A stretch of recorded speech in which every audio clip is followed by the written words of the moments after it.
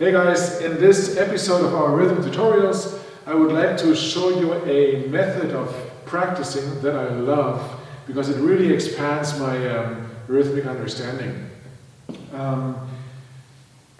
We are going to take a step or a rhythm and place it in different positions of a grid.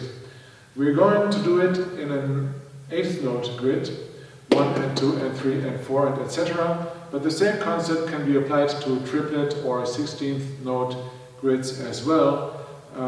It's the easiest, I think, to do it in 8th notes, and if we feel comfortable with this, then we can go on to more challenging contexts.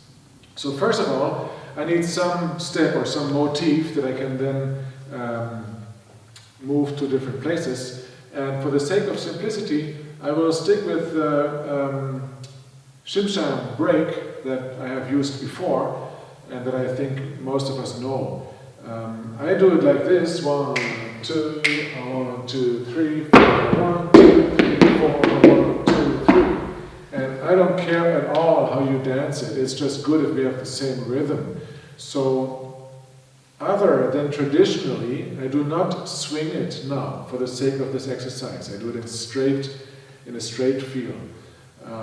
But the rhythm, I made my famous marks here. The rhythm is 1, 2, 3, 4, 1, 2, 3, and 4, and 1, 2, 3. Okay, that's the rhythm of the shimsham break if it's not swinging. 1, 2, 1, 2, 3, 4, 1, 2, 3, and 4, 1, 2, 3, 4, 1, 2, 1, 2, 3, 4, 1, 2, 3, 4, 1, 2, 3. You should feel very confident about this rhythm to do this exercise. 1, 2, 1, 2, 3.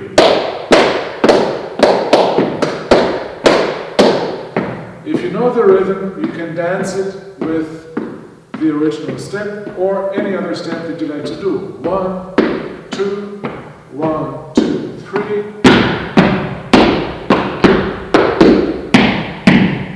1, 2, 1, 2, 3, 4. 1, 2, 3, 4. 1, 2, 3. Right? This is just an example. The exercise can be done with any phrase and with any rhythm, but this is good for now.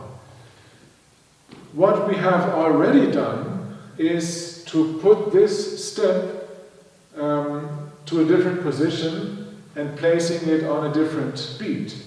So it starts now on the 4, and we can decide to move this whole thing as it is, one beat forward, if you think, and then start on the 1. So it'll be here, boom, boom, boom, boom, boom, boom, boom, boom, boom. I don't know if this is recognizable as a graph, but basically I hope you understand what we're doing is we do the exact same rhythm. Everything that used to be a quarter note is still a quarter note, and everything that used to be an 8th note is still an 8th note, but everything is moved to the right, if you want, by 1 quarter note. So what used to be a 4 is now a 1, what used to be a 3 is now a 4, etc., etc. Okay, so that is relatively easy, and we've done it before. It would be like this: 1, 2, 1, 2, 3, 4, 1, 2, 3, 4, 1, 2, 3, 4. Okay, let's do both of these, starting on the 4 and starting on the 1 with music, just so we remember what that feels like.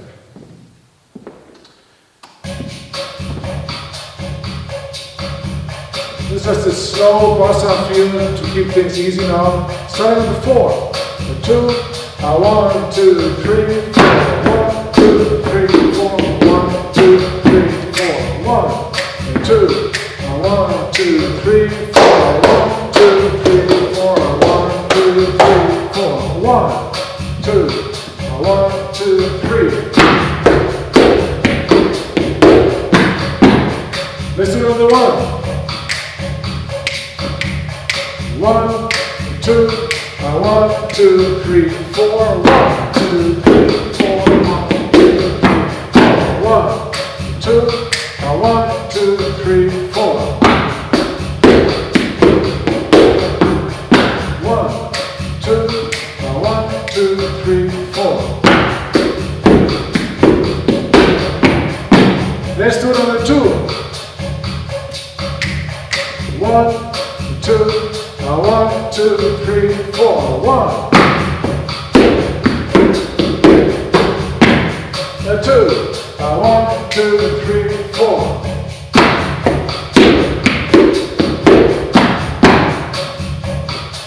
Okay? All of this is basically just a review because we've done it before. It's fascinating to me how much the feeling of a step changes with depending on where we place it in the bar. So much so that if you vocalize it to yourself, you would probably actually make a different choice of a melody in your singing. At least I do, and I'm just really fascinated with this. Now, the new thing that I want to do now is move it not just by a full beat, but move it just by one subdivision, 1/8 note in this case. So, for example, rather than starting at the 4, rather than starting at the 4, like we did in the original step, I will now start on the 4 and. Let me draw it up here, okay? So it'll be here, and another quarter note, boom, ding, another one,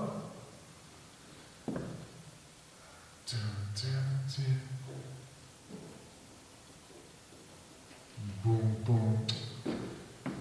Then there's a pause. Then there's another 2 8th notes, pause, and 2 quarter notes. So what I've done is every tap I've moved to the side by just 1/8 note. Okay? The 4 has been moved to the and right after the 4, etc. Here these doom doom is not 3 and anymore, it's and 4 now. Etc. etc. Okay? So that is going to be much more challenging. Okay? Let's just check it out slowly. If we have the grid of 8th notes, 1 and 2 and 3 and 4 and 1 and 2 and 3 and 4.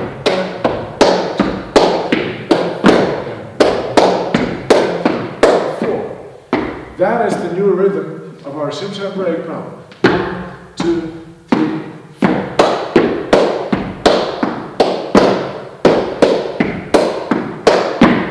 Okay? You might want to repeat this quite a few times before it feels natural, but really the truth is in the dancing. So we need to do that same movement to get the full benefit of the exercise. So let's see. Yeah. 1, 2, 1, 2, 3, 4. 1, 2, 3, 4. 1, 2, 3, 4. 1, 2, 1, 2, 3, 4.